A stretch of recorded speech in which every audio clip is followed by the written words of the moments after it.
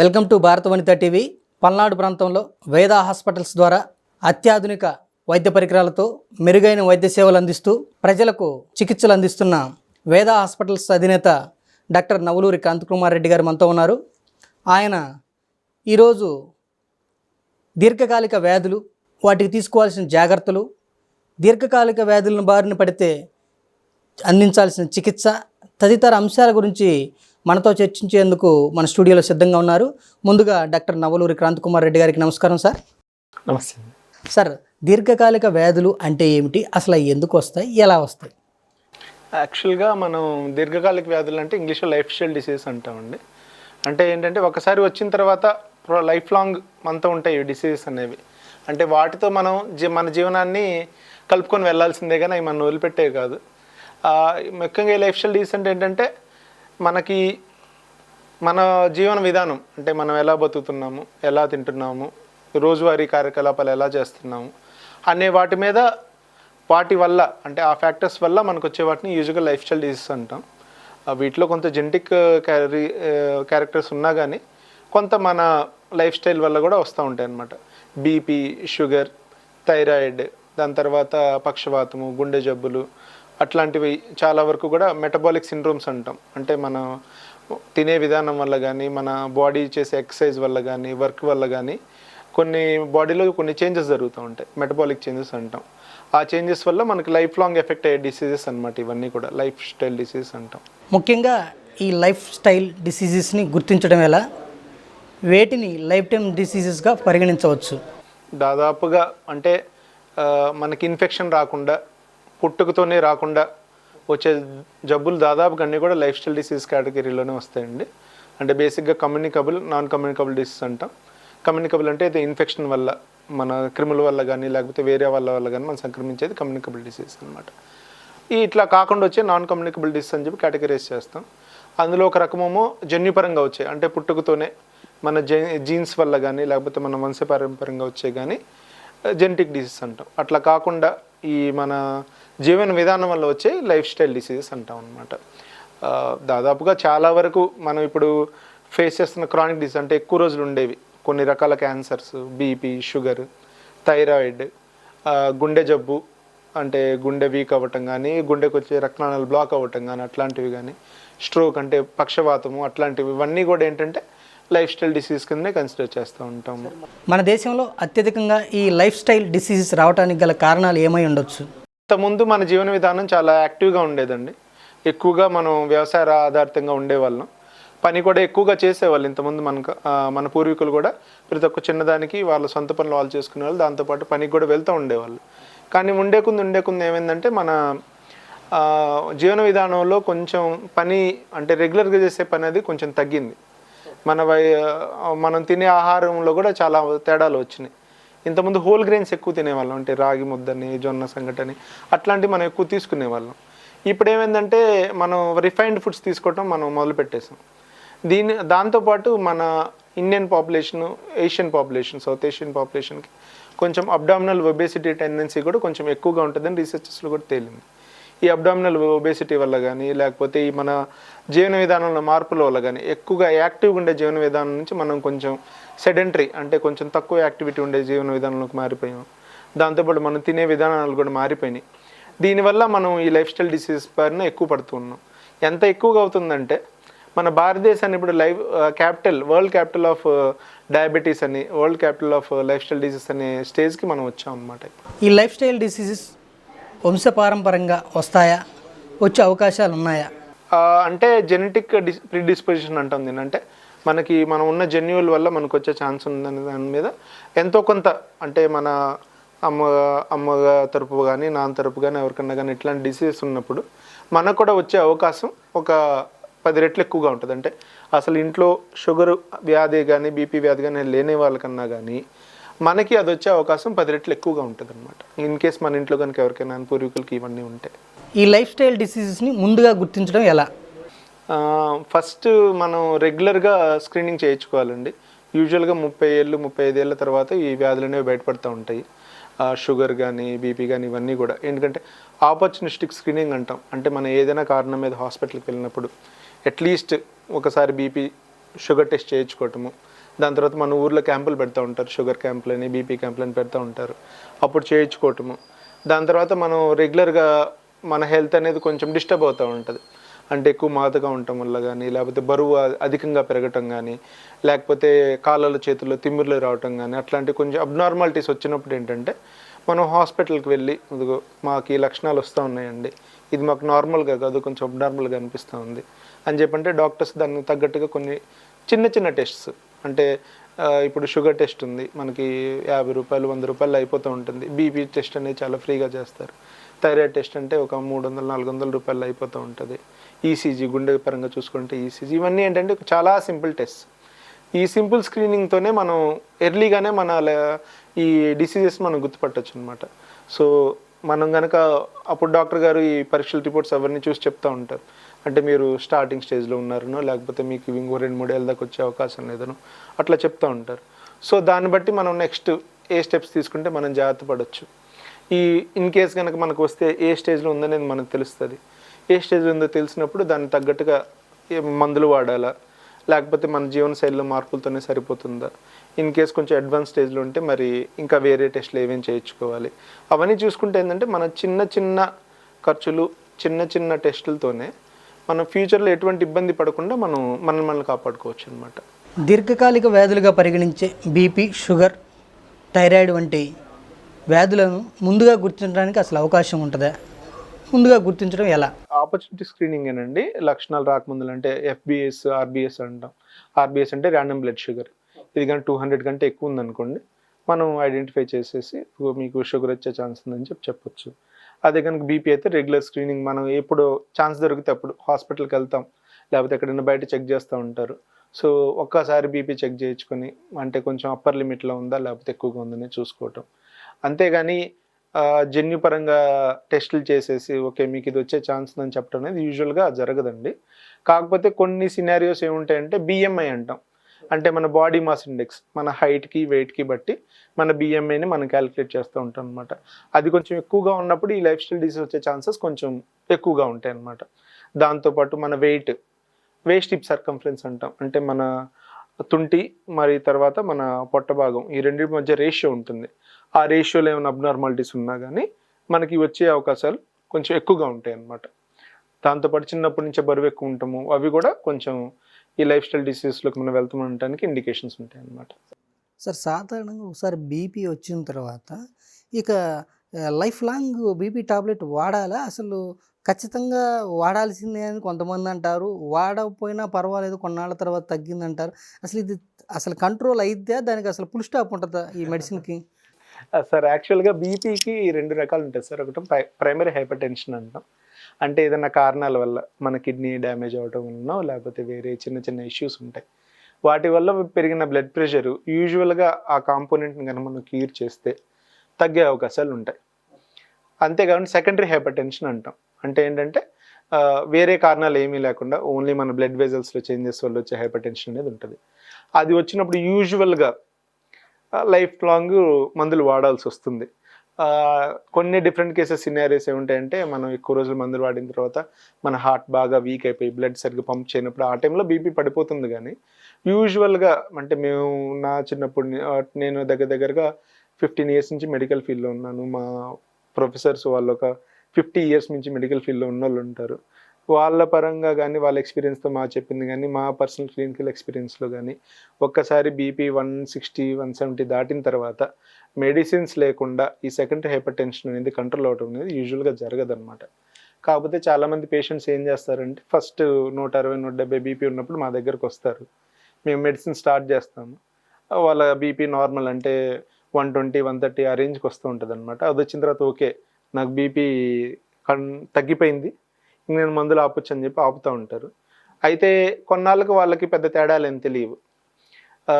కొంచెం ముదిరిపోయి అంటే 160 దాకా కూడా మనకి ఎర్లీ చేంజెస్ మనకేం అర్థం కావన్నమాట. ఇవన్నీ లాంగ్ టర్మ్ చేంజెస్లో ఉంటాయి.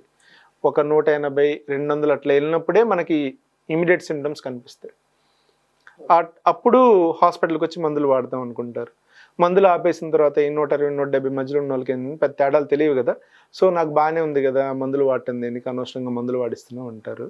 మా క్లినికల్ ఎక్స్పీరియన్స్ ప్రకారం అయితే ఒక్కసారి బీపీ వచ్చిన తర్వాత అన్లెస్ మీరు ట్యాబ్లెట్లు వాడేటప్పుడు 100 కంటే తక్కువ బీపీ ఉంటే తప్ప మందులు అనేవి ఆపకూడదు. అది కూడా ప్రాపర్గా మెడికల్ సూపర్వైజేషన్లో డోసు చిన్నగా తగ్గించుకుంటూ, అంటే మీరు ఒక రకం మందులు వాడుతున్నప్పుడు బీపీ 100 కంటే తక్కువ ఉంటుంది. సో ఏం చేస్తామంటే మేము ఫస్ట్ ఒక పవర్ పెడతాము, ఆ పవర్లో సగం పెట్టి చూస్తాం. అప్పుడు కూడా బీపీ డౌన్ అవుతుందంటే కంప్లీట్గా ఆపేస్తాం.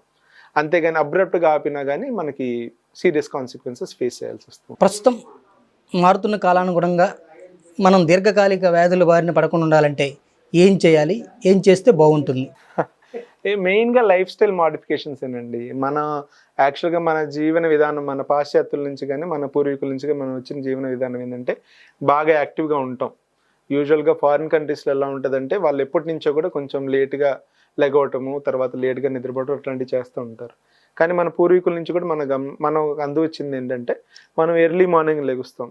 వాళ్ళు ఎప్పుడైనా కానీ 4:30, 5:30కి లేచి వాళ్ళ కాలకృత్యాలు తీర్చుకుని వాళ్ళ సొంత పనులకు వెళ్ళటం కానీ, లేకపోతే గుళ్ళ దగ్గరికి వెళ్ళటం కానీ అట్లాంటివి చేస్తూ ఉంటారు. దానికి ఒక సైంటిఫిక్ రీజన్ ఉంది. ఎర్లీ మార్నింగ్ ఒక 40 నిమిషాలు 45 నిమిషాలు వాళ్ళు గుడి దగ్గరికి వెళ్ళటము, నడుచుకుంటూ వెళ్ళటము, దాని చుట్టూ ప్రదక్షిణలు చేయటమను, లేకపోతే అట్లాంటివి, లేకపోతే పొద్దున్నే పొలానికి నడుచుకుంటూ వెళ్ళటమను అట్లాంటివి చేసేవాళ్ళు. సో అలా చేసినప్పుడు ఏమయ్యేదంటే వాళ్ళ హార్ట్ యాక్టివ్గా ఉండటము, బాడీ అంతా యాక్టివ్గా ఉండటము, వాటి వల్ల ఈ వ్యాధులు అనేవి రాకుండా ఉండేవి అనమాట. సో మనం కూడా అలానే ఎర్లీ మార్నింగ్ లెగవటము, ఎర్లీ మార్నింగ్ ఒక 45 minutes exercise, physical activity, either cardiac అంటే మీకు నచ్చినది ఏదైనా కానీ కొంచెం బాడీ కొంచెం అలిసేలాగా వాకింగ్ అవ్వచ్చు, బ్రిస్క్ వాకింగ్ అవ్వచ్చు, ఏదైనా గేమ్ మీకు నచ్చిన గేమ్ ఏదైనా అవ్వచ్చు, లేకపోతే రన్నింగ్ అవ్వచ్చు, సైక్లింగ్ అవ్వచ్చు, ఏదైనా కానీ అట్లాంటివి చేసినప్పుడు ఏంటంటే మనం గుండె యాక్టివ్గా ఉంటుంది, ఫిట్గా ఉంటుంది. దాంతోపాటు మనం తినే ఆహారంలో కూడా కొంచెం ఫ్యాట్స్ కొంచెం తగ్గించుకోవటం, హోల్ గ్రెయిన్స్ ఎక్కువ తింటాం, అంటే ఫైబర్ ఫుడ్తో కలిసిన ధాన్యాలు ఉంటాయి, అవన్నీ కొంచెం ఎక్కువ తీసుకోవటం. ఇన్ కేస్ మీకు తెల్ల రైసే మీకు అలవాటు అయిపోయింది, హోల్ గ్రెయిన్స్లోకి మీరు వెళ్ళలేకపోతున్నారు, సో దాంతోపాటు మీరు తినే ఆహారంలో కొంచెం ఫైబర్ కంటెంట్ ఎక్కువ ఉండేలాగా చూసుకోవటం. అంటే తెల్లన్నం ఒకటే తింటే ఏంటంటే మనకు అందులో ఫైబర్ దొరకదు, సో షుగర్ స్పైక్స్ ఎక్కువగా ఉంటాయి, ఇట్లాంటి డిసీజ్ వచ్చే అవకాశాలు ఎక్కువగా ఉంటాయి. సో దానికి ఆల్టర్నేటివ్గా ఏంటంటే కూరగాయల్లో కొంచెం ఫైబర్ ఎక్కువ ఉండే కూరగాయలు ఎక్కువ తీసుకోవటం, కూర ఎక్కువ తింటాము, మన రైస్ తగ్గించుకోవటము, ఉప్పు కారాలు బాగా తగ్గించుకోవటము, అన్నెసరీగా స్వీట్ వాడటం తగ్గించటము, అంటే ఎక్సెసివ్గా స్వీట్ తీసుకోవటం కానీ, లేకపోతే వేరే వేరే స్వీట్స్ ఎక్కువగా మనకి షుగర్ స్పెక్స్ బాగా కలిగించే స్వీట్స్ ఎక్కువగా తీసుకోవడం కానీ కంప్లీట్గా అవాయిడ్ చేసేసి హోల్ ఫుడ్స్ ఎక్కువ తీసుకోవటం, ఫ్రూట్స్ మనకి లో గ్లైసిమిక్ ఫ్రూట్స్ అనేవి రోజుకు ఒక పార్ట్ కంపల్సరీగా తీసుకోవటం, టైంకి నిద్రపోవటం, దాంతోపాటు ఫిజికల్ యాక్టివిటీతో పాటు ఏంటంటే టైంకి నిద్రపోవటం, స్ట్రెస్ ఫ్రీ లైఫ్, ఎక్కువగా అనవసరంగా టెన్షన్స్ వాటిని పెట్టుకోకుండా రెగ్యులర్గా హ్యాపీగా ఉంటుంటే ఏంటంటే ఈ లైఫ్ స్టైల్ డిసీజెస్ని మనం కంప్లీట్గా అవాయిడ్ చేయొచ్చు. సార్, ప్రాథమికంగా ఎలాంటి పరీక్షల ద్వారా వీటిని గుర్తించవచ్చు? సింపుల్ అండి, ఇందాకలు చెప్పాను కదా, ఫస్ట్ వెయిట్ చెకింగ్, బిఎంఐ అనేది మనం ఇంట్లో కూర్చొని మనం క్యాలిక్యులేట్ చేసుకోవచ్చు అనమాట. ఓవర్ వెయిట్ కేటగిరీలోకి వెళ్తున్నామంటే మనం కొంచెం అలర్ట్ అవ్వాలి. దాంతోపాటు ఏంటంటే fasting blood sugars every 35 years దాటిన తర్వాత ఇయర్కి ఒకసారి మనకి ఏమి షుగర్ అవేం డయాగ్నోజ్ కానప్పుడు ఇయర్లీ వన్స్ ఒకసారి ఫాస్టింగ్ బ్లడ్ షుగర్ కానీ HbA1c కానీ చేయించుకుంటాం.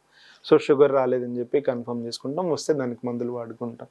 రెగ్యులర్గా బీపీ చెకప్ 140 కంటే ఎక్కువ ఉంటుంది. సో లక్షణాలు ఏమైనా ఉన్నాయి, తలనొప్పి కానీ అట్లాంటి లక్షణాలు, కళ్ళు తిరిగే లక్షణాలు ఉన్నాయనుకోండి 140కే ట్రీట్మెంట్ స్టార్ట్ చేస్తాం. లేదా లక్షణాలు ఏం లేకపోతే 150 to 160 మధ్యలో ట్రీట్మెంట్ స్టార్ట్ చేసుకుంటాం. థైరాయిడ్ TSH టెస్ట్ ఒకటి చేపిస్తే సరిపోతుంది. దాని తర్వాత ECG, regular ECG, in case మీకు కనుక ఆయాసం వస్తుంది అనుకుంటే 2D ఎక్కువ కానీ, లేకపోతేనేమో CT/CAG అని కొత్తగా వచ్చింది, అంటే సిటీ స్కాన్లోనే మనకి యాంజియోగ్రామ్ కూడా వస్తుంది, నాన్ ఇన్వేజివ్ ప్రొసీజర్ అనమాట, అది చేయించుకోవటం. దాని తర్వాత సంవత్సరానికి ఒకసారి కిడ్నీ పరీక్షలు, లిపిడ్ ప్రొఫైల్, మన ఒంట్లో కొలెస్ట్రాల్ లెవెల్ ఎట్లా ఉందనే చేసుకునే ప్రొఫైల్ ఒకటి, లివర్ ప్రొఫైల్, ఈ లివర్ పనితీరు ఎట్లా ఉందనేది ఇవి చెక్ చేసుకుంటే చాలు. వీటిలో ఏమైనా అబ్నార్మాలిటీ ఉన్నప్పుడు మనం నెక్స్ట్ స్టేజ్కి మనం వెళ్ళొచ్చు. ఇవన్నీ నార్మల్గా ఉంటే యూజువల్గా మనం ఈ లైఫ్ స్టైల్ డిసీజ్ కొంచెం దూరంగా ఉన్నట్టే లెక్క. సార్, కొంతమంది డాక్టర్లు కూడా చెప్తున్నారు, బీపీ వచ్చిందనగానే ఉప్పు కారం మానేసేయండి అంటారు. అసలు ఇది పాటించడానికి ఎంత ప్రయత్నం చేసినా ఒక్కొక్కళ్ళు దీన్ని అధిగమిస్తూనే ఉంటారు. ఏంటి దీనివల్ల ఎలాంటి ఇబ్బందులు పడే అవకాశం ఉంటుంది? యూజువల్గా ఏంటంటేనండి, మన WHO గైడ్లైన్స్ ప్రకారం మనిషికి రోజుకి 5 గ్రాముల కంటే ఎక్కువ ఉప్పు అనేది తీసుకోకూడదు. ఈ సాల్ట్ కంటెంట్ మనం ఎక్కువ తీసుకున్నప్పుడు బ్లడ్ ప్రెషర్ని ఇంకా మనం పెంచుతూ ఉంటాం అన్నమాట. సో రోజుకి 5 గ్రాముల ఉప్పు అంటే మనకి నెలకు వచ్చి ఎంత అవుతుంది? 35 అంటే 150 గ్రాములు. అంటే ఇంట్లో 2 మనుషులు ఉంటే దగ్గరగా అర కేజీ ప్యాకెట్ ఒక నెల మొత్తం రావాలని లెక్క అనమాట. సో కారాలు ఉప్పులు ఎందుకు మానుకోమంటారంటే మన కారంలో కూడా ఉప్పు యాడ్ అయ్యే ఉంటుంది. మనం తినే ఆహారంలో ఎక్స్ట్రాగా ఉప్పు యాడ్ చేసుకున్నప్పుడు ఏంటంటే ఇదంతా ఎక్సెస్ అయిపోతుంది. రెగ్యులర్గా కూరల్లో కొంచెం సన్నగా ఉప్పు వేసుకుంటే మనకు సరిపోతుంది. ఈ ఎక్స్ట్రా రోటి పచ్చళ్ళు వరకు పర్లేదు. ఈ జాడి పచ్చళ్ళు ఉంటాయి. జాడి పచ్చడి నిల్వ ఉండడానికి మనం ఏం చేస్తాము? ఎంత ముక్కలు వేస్తామో అంత ఉప్పు వేస్తాం. కారంలో కూడా అంతే కదా, మిరపకాయలు ఎంత వేస్తామో అంత ఉప్పు కూడా మనం వేస్తాం. సో మన 5 గ్రాముల లిమిట్ దాటిపోతుంది. సో అందుకని ఏంటంటే ఇవి యూజువల్గా బయట నుంచి ఉప్పు వేసుకోవడం, అంటే పెరుగన్నంలో ఉప్పు వేసుకోవద్దు, కూరల్లో ఎక్స్ట్రాగా ఉప్పు వేసుకోవద్దు, కారం ఎక్కువ వాడద్దు అని చెప్పేది ఎందుకంటే దీనికోసం ఈ 5 గ్రాముల లిమిట్ని దాటకుండా మనం ఉండాలని చెప్పి అది చెప్తాం అనమాట. సరే, ఇప్పుడు అదొకటి అయితే ఇప్పుడు నాన్ వెజ్ తింటున్నారు, మసాలాలు యాడ్ అవుతుంది. అసలు నాన్ వెజ్ తినటం వల్ల కూడా ఈ సమస్యలు తీవ్రతరం అయ్యే అవకాశం ఉందా? అంటే చాలా రీసెర్చెస్లో ఏం చెప్పాయంటే సార్, మనకి ప్రోటీన్ కంటెంట్ అనేది కూడా మన బాడీ బిల్డప్కి చాలా అవసరం అనమాట. సో యూజువల్గా ఏం చెప్తారంటే లీన్ ప్రోటీన్ మాస్ తినమని చెప్తారు. అంటే వైట్ మీట్ అంటే ఇంకా నార్మల్ పబ్లిక్ అర్థం కావాలని చెప్పి ఏం చేశారంటే ఇప్పుడు కొత్తగా వైట్ మీట్, రెడ్ మీట్ అని చెప్పి డివైడ్ చేసేసారు. తెల్లగా ఉండే మాంసం అంటే యూజువల్గా మన కోడి మాంసం కానీ చేప కానీ ఇవి వరకు ఒక లిమిట్లో ఫ్యాట్ అవి తగ్గించుకొని నూనె వస్తువులు ఎక్కువ వేయకుండా బాయిల్డ్ మీట్ ఎక్కువ తీసుకోవచ్చు. దాన్ని వరకు మనం అలో చేయొచ్చు అనమాట. ఈ రెడ్ మీట్ అనే దాని వరకు సాధ్యమైనంత వరకు అవాయిడ్ చేయమని చెప్తున్నారు. రెడ్ మీట్ వల్ల ఈ బాడీలో కొలెస్ట్రాల్ లెవెల్స్ పెరుగుతూ ఉన్నాయి, హార్ట్ కండిషన్స్ అగ్రివేట్ అవుతూ ఉన్నాయి, దాంతోపాటు కిడ్నీ మీద కూడా ఎఫెక్ట్ చూపిస్తూ ఉంది. సో యూజువల్గా రెడ్ మీట్ని అవాయిడ్ చేయండి అని చెప్తా ఉన్నారు అనమాట. చాలా రీసెర్చెస్ కూడా అదే చెప్పినాయి. White meat is relatively safer than red meat. ఎట్లానో బాడీకి ప్రోటీన్ బిల్డప్ అవసరము, యానిమల్ ప్రోటీన్ కూడా కావాలి కాబట్టి if you are taking non veg white మీట్ని ప్రిఫర్ చేయండి అని చెప్పి చెప్తాను. సార్, నేను ఈ మధ్యకాలంలో విన్నాను, కొంతమంది ఈ స్ట్రెస్ ఫీలింగ్ వల్ల అయితేనేమి లేకపోతే ఇంకొక ఇతర సమస్యలతో ఒక్కొక్కళ్ళకి నైటు 2-3 వరకు నిద్ర పట్టదు. ఒక్కొక్కళ్ళకి ఒక రకము, ఇంకొక రకము షార్ప్ నైటు 2:33కి మెలకు వస్తుంది. తర్వాత నుంచి కొంతమందికి నిద్ర పట్టదు. ఈ 2 వేరియేషన్ ఏంటి? దీన్ని కూడా ఎలా భావించవచ్చు మనం? అంటే యాక్చువల్గా మన స్ట్రెస్ ఉన్నప్పుడు ఏంటంటే మన బ్రెయిన్ ఆటోమేటిక్గా కూడా వర్క్ లోడ్ ఎక్కువ తీసుకుంటూ ఉంటుంది అనమాట. సో దానివల్ల స్లీప్ డిస్టర్బెన్స్ రావడం అనేది చాలా కామన్గా జరుగుతూ ఉంటుంది. సో నిద్ర పట్టకపోవటం కానీ ఎర్లీగా నిద్ర రావడం రెండు దగ్గరగా ఒకటే సినారియోస్. అంటే వాళ్ళు పడుకున్నామని నిద్ర పడుతుంది కానీ 2-3 అవర్స్ తర్వాత అది మెయింటైన్ చేయలేరు. కొంతమంది ఏమో అసలు నిద్రపోవటమే చాలా లేట్గా నిద్రపోయి మళ్ళీ 2-3 అవర్స్ తర్వాత మళ్ళీ వెంటనే లేస్తూ ఉంటారు. ఇవన్నీ కూడా బాడీలో బ్రెయిన్లో కొన్ని చిన్న కెమికల్స్ రిలీజ్ అవుతూ ఉంటాయి స్ట్రెస్ వల్ల. దానివల్ల ఎఫెక్ట్ అవుతూ ఉంటారు అనమాట. సో రెండు కూడా మనకి డేంజరే. రెండు సేఫ్ అని కాదు, అట్లా అని చెప్పి రెండు వేరియేషన్ అని కూడా కాదు. రెండు both are indication of stress to the body. దాంతోపాటు కొంతమంది లేట్గా నిద్రపోయి దగ్గరగా ఒక 10 గంటల దాకా నిద్రపోయి లెగుస్తూ ఉంటారు. ఎంతసేపు నిద్రపోయినా కానీ వాళ్ళ బ్రెయిన్ ఇంకా రెస్ట్ కోరుకుంటూ ఉంటుంది. అవి కూడా స్ట్రెస్ సింటమ్స్ అన్నమాట. సరే, వీళ్ళకి సొల్యూషన్ ఏమైనా ఓన్లీ మెడిసిన్ వాడటమేనా లేకపోతే ఈ యోగా ఎక్సర్సైజ్ల వల్ల ఏమైనా ఉపశమనం ఉంటుంది? It can give a lot of changes sir. Yoga కానీ లేకపోతే మెడిటేషన్ కానీ లేకపోతే వాళ్ళ లైఫ్ని హ్యాపీగా ఉంచుకోవడానికి ప్రయత్నం చేయటం కానీ, యూజువల్గా ఫ్రెండ్స్తో మాట్లాడటము, ఏదైనా గేమ్స్ ఆడుకోవటము అంటే అవుట్డోర్ గేమ్స్ వాడటము, దాని తర్వాత మెడిటేషను. అంటే నేను చాలామందికి గుడికి కూడా వెళ్ళమని చెప్తూ ఉంటాను. చాలామంది కాంట్రవర్సీగా ఫీల్ అవుతూ ఉంటారు, ఏంటి డాక్టర్ గారు ఎందుకు గుళ్ళకి వెళ్ళమంటున్నారని చెప్తూ ఉంటారు. గుడిని కాదు, గుడి కానీ మాస్క్ కానీ చర్చ్ కానీ ఏదైనా కానీ మనం వెళ్ళేది దీనికి ప్రశాంతత కోసం. మనం బయట ఉన్న ఆలోచనలు మన వర్క్ రిలేటెడ్ కానీ ఫ్యామిలీ రిలేటెడ్ కానీ అన్నీ వదిలిపెట్టి ఒక 10 మినిట్స్ మన బ్రెయిన్ని కంప్లీట్గా ఎంప్టీ చేసుకోవడానికని మనం ఈ ప్లేసెస్కి వెళ్తాం.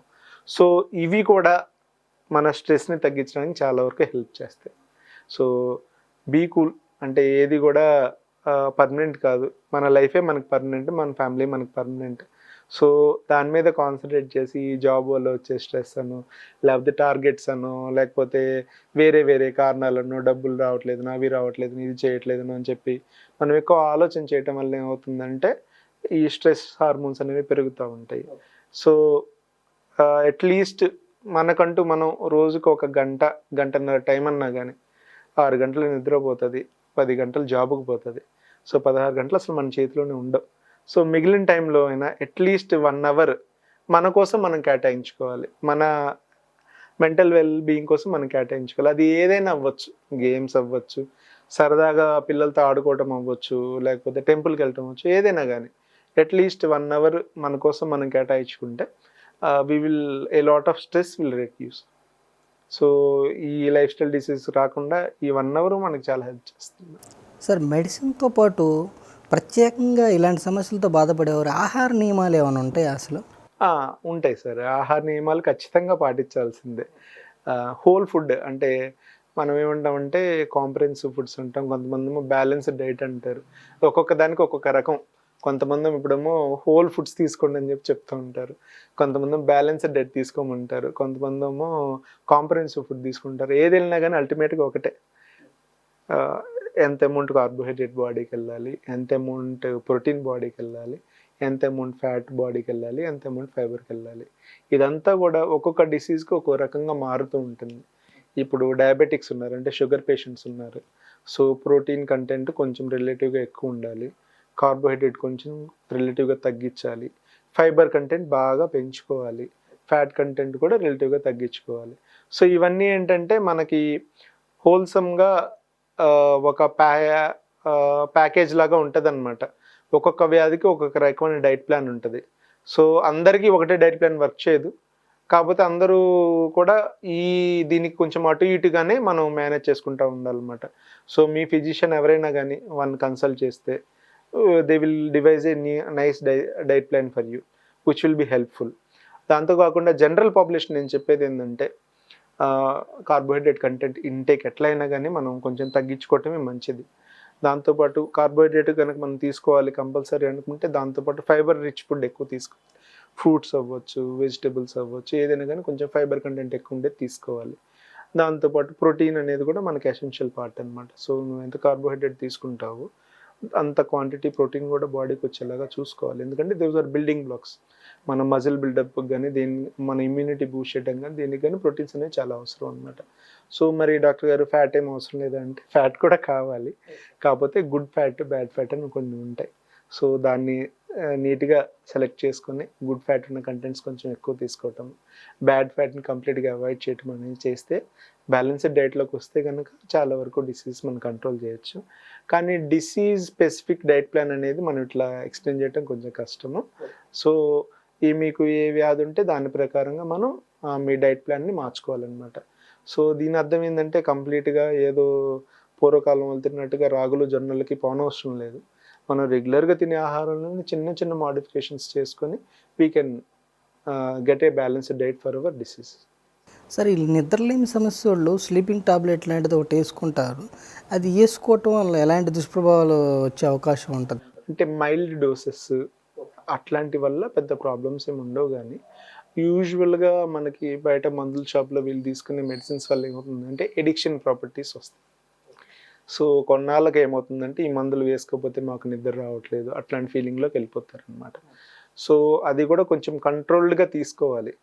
సో కొన్నాళ్ళకి ఏమవుతుందంటే బ్రెయిన్ దాని లెవెల్స్కి అలవాటు అయిపోతుంది. సో చిన్నగా డోసెస్ పెంచుకోవాల్సి వస్తూ ఉంటుంది. సో ఈ డోసెస్ పెంచుకున్నప్పుడు ఏంటంటే మళ్ళీ అది వేరే సిస్టమ్స్ మీద ఎఫెక్ట్ చేయడం మొదలు పెడుతుంది. అంటే ఊపిరితిత్తుల మీద కానీ గుండె మీద కానీ ఎఫెక్ట్ చేయడం మొదలు పెడుతూ ఉంటుంది అనమాట.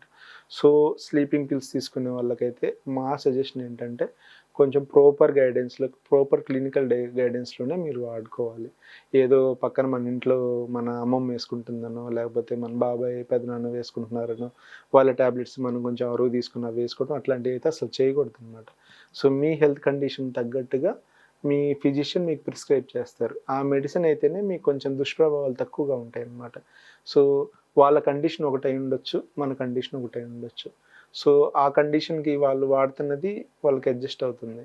మన కండిషన్కి ఇవి సరిపోతాయని గ్యారంటీ లేదనమాట. సో అనవసరమైన ఎడిక్షన్లోకి, దాని తర్వాత అనవసరమైన ప్రాబ్లమ్స్లోకి వెళ్తూ ఉంటాం.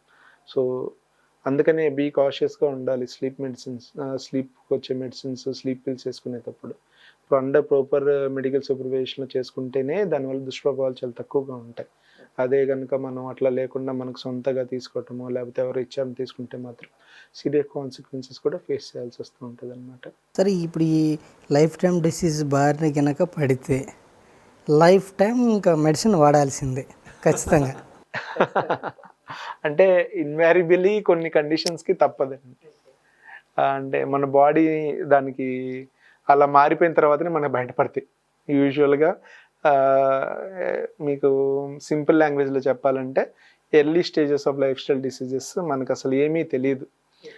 సో నార్మల్గానే వెళ్తూ ఉంటారు. చాలామంది పేషెంట్స్ ఏమంటారంటే, నేను అప్పుడు షుగర్ చూపించుకున్నానంటే నాకు 250 దాకా ఉంది, నాకు పెద్దగా తేడా ఏమి అనిపించట్లేదు, నేను ఎప్పుడు ఉన్నట్లానే ఉంటున్నాను, అందుకని మందులు వాడలేదని చెప్తూ ఉంటారు.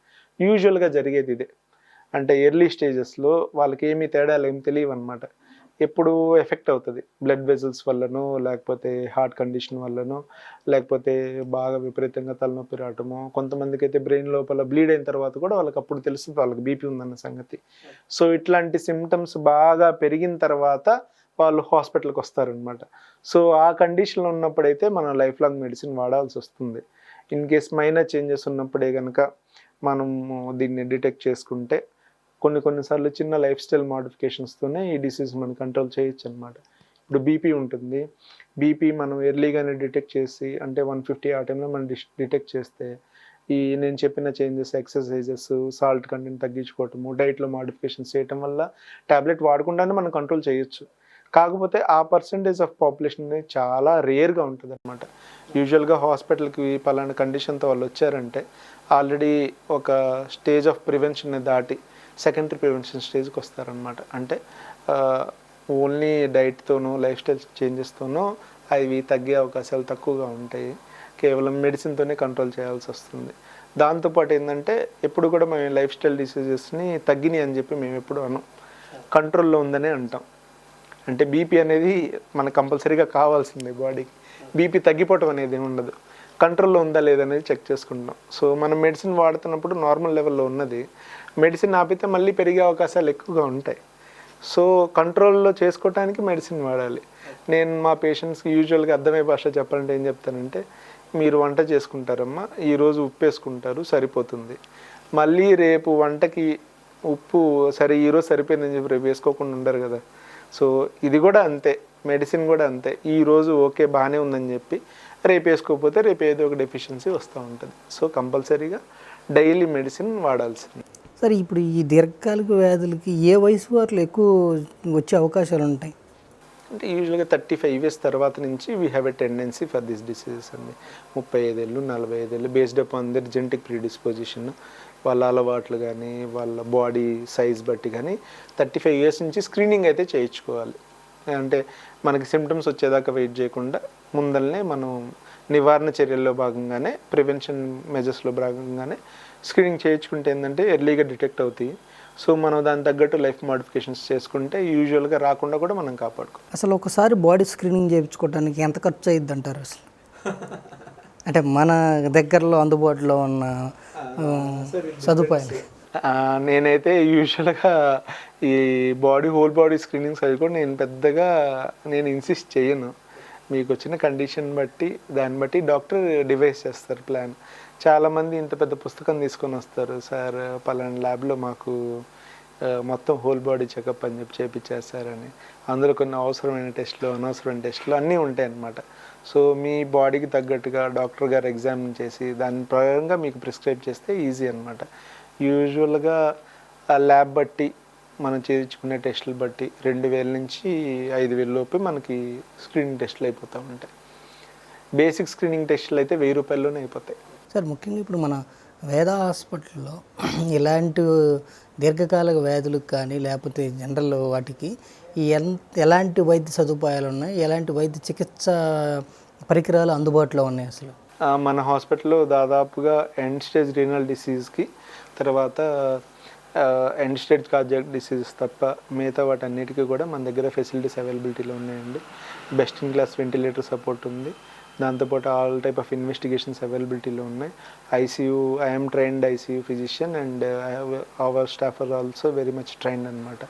So we can tackle any type of serious illnesses also. దాంతోపాటు మాకు డైరెక్ట్గా అపోలో హాస్పిటల్ నుంచి కార్డియాక్ కన్సల్టేషన్ అవైలబిలిటీలో ఉంది.